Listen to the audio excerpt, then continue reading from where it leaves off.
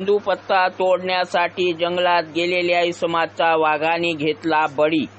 सिंधवाही वनपरिक्षेत्र प्रादेशिक अंतर्गत उपवनपरिक्षेत्र सिंधवाही येथे आज दिनांक 26 मे 2024 रोज सकाळी 11 वाजताच्या सुमारास वन विभाग कारघाटा कंपार्टमेंट नंबर 257 मध्ये कच्चेपार कारघाटा जंगल परिसरात प्रभाकर अंबादास वेठे वय 48 वर्ष राहणार डोंगरगाव तालुका सिंधवाही जंगल परिसरात तेंदूपत्ता तोडण्यासाठी गेले असता पट्टेदार वाघाने घेतला बळी.